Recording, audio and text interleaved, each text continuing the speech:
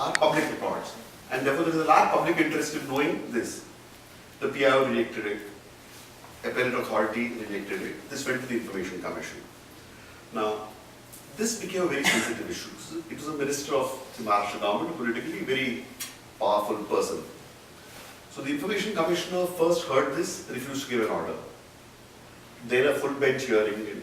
It's become one of the landmark cases of right to information. Ultimately, they ruled that information shall have to be given to me. He went to High Court. I argued in the court, and the High Court also ruled that information was given. However, because this process took 1 year, they managed to fudge something in the record. So, I mean, we couldn't prove anything. It's evident that it's been fudged, but it's very difficult to do in a 1 year process. However, the impact of this was, within 20 days of that, there was another powerful chap in Bombay who was sentenced to prison, and he also complained. And no hospital would take him, he was sent back to prison. So in a way, I was telling people right to information also helps to improve the health of the criminals in India. In a certain manner. Yes. So now in this process, right, say you wish to remain anonymous, could you have requested that your name not be released as a part See, of look at it like this.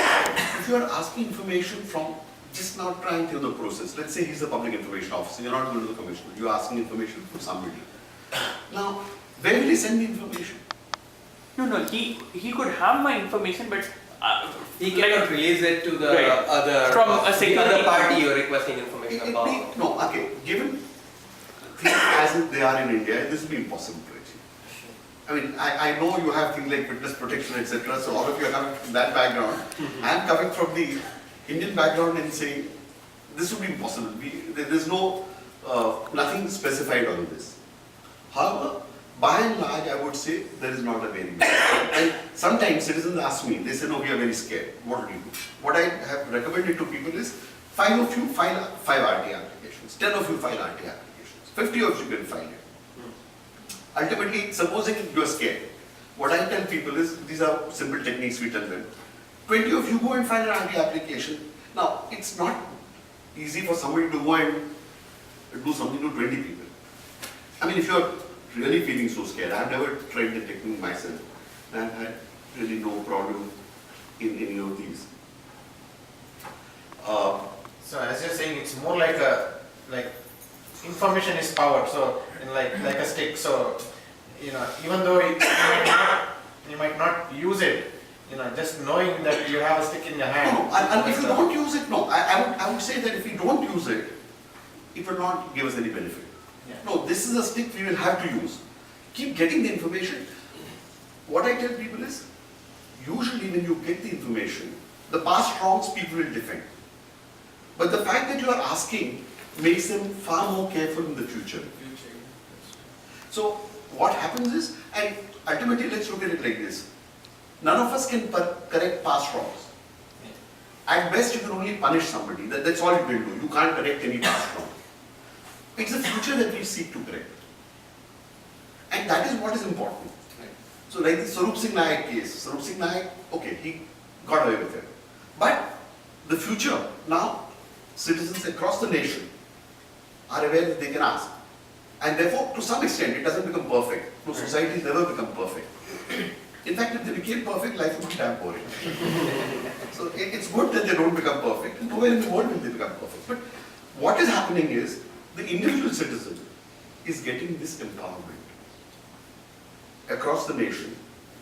And the beauty of the Right to Information campaign and movement is that it has no one leader or organization. In fact, it is a series of organizations. In Bombay, if I look at just Bombay city, there'd be what? 20, 100 organizations.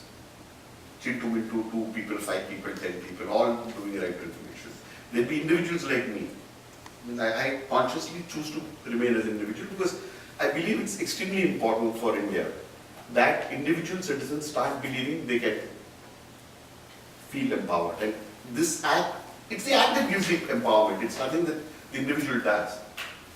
The act makes it so easy to feel and to be able to impact governance.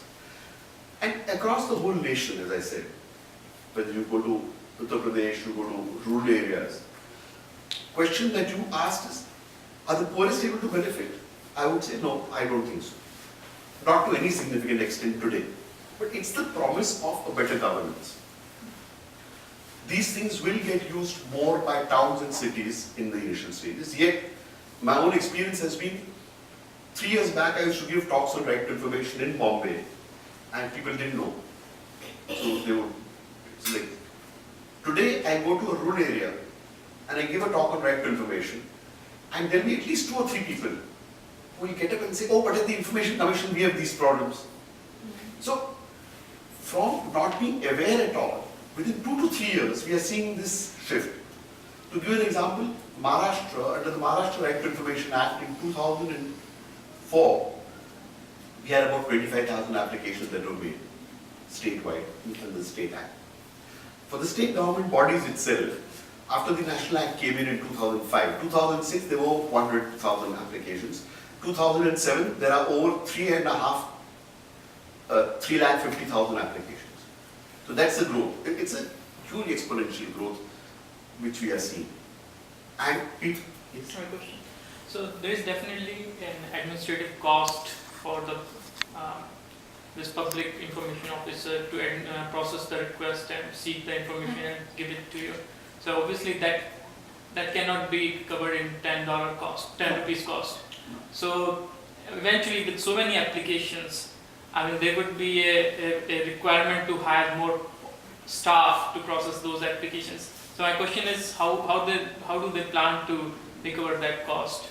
And just to add along the same lines, right? So it's great that things are going, but now what happens, right? Now next thing is this is going to form a backlog system.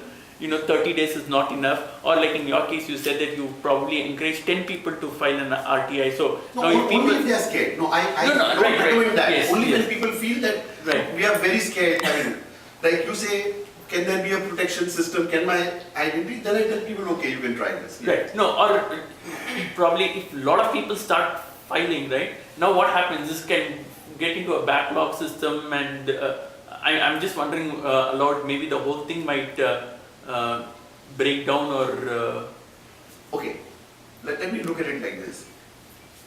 The concept of elections itself is expensive and messy in any democracy. I mean, United States, your president should hopefuls for 1 year, they keep doing nothing except this. A lot of time is spent on it. But that is what democracy is all about. It's people's participation. There is a cost. But that cost is so, and as far as right to information and the cost that you were talking of, let me just give you 2 examples. One is, in Bombay, this actually happened. There is something called, Bombay has 101 municipal markets. One of them is, some of you might have heard of it, it's called Crawford Market. It's a very grand old heritage structure and so on.